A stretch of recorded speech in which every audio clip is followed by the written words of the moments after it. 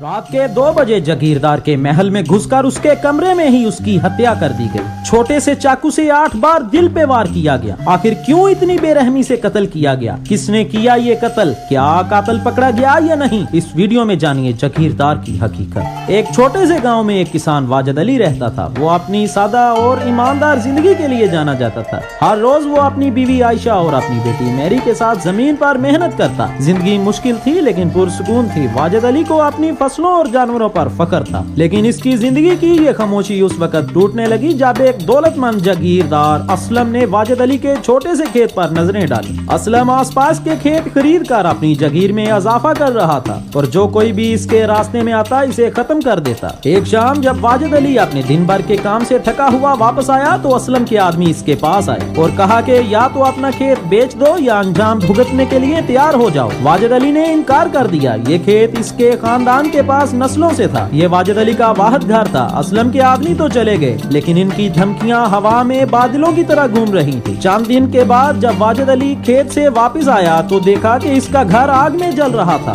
آگ نے سب کچھ تباہ و برباد کر دیا۔ اس کی فصلیں، جانور اور گھر سب کچھ تباہ و برباد ہو گیا۔ اس تباہی میں عائشہ اور میری گھر کے اندر ہی پھنس گئیں۔ واجد علی نے انہیں بچانے کی بہت کوشش کی لیکن وہ ناکام رہا۔ جب وہ ان کے بے جان جسم کو باہوں میں لیے بیٹھا تھا تو اس کے اندر سب کچھ ٹوٹ گیا۔ گاؤں والے اس کے غم میں شریک ہوئے لیکن کوئی بھی اسلم کا سامنا کرنے کی ہمت نہیں کر رہا تھا۔ سب کو شک تھا کہ آگ اسلم کے ہی آدمیوں نے لگائی ہے لیکن کوئی ثبوت نہ ملا۔ واجد علی جو کبھی امن پسند تھا اب غم اور غصے سے بھر گیا۔ اس کا دل جو کبھی نرم ہوا کرتا تھا اب انتقامی بن چکا تھا۔ ایک رات واجد علی اندھیرے میں غائب ہو گیا۔ گاؤں والوں نے سرگوشی کرتے ہوئے کہا کہ وہ پاگل ہو چکا ہے لیکن کوئی اس کے درد کی گہرائی کو نہ سمجھ پایا۔ واجد علی ایک چاقو اور دل میں شدید دکھ کے ساتھ اسلم کے محل کی طرف روانہ ہوا۔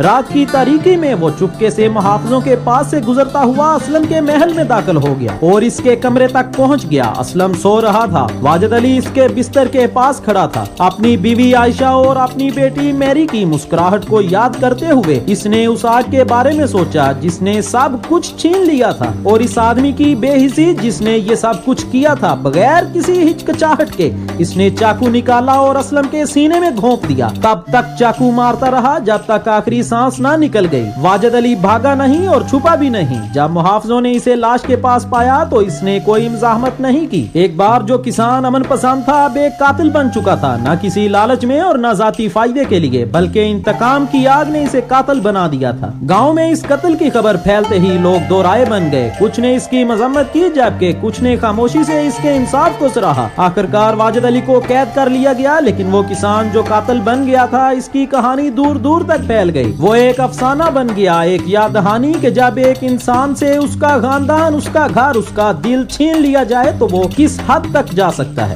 Thanks for watching. مزید ایسی ویڈیوز کے لیے ہمارے چینل کو سبسکرائب کریں۔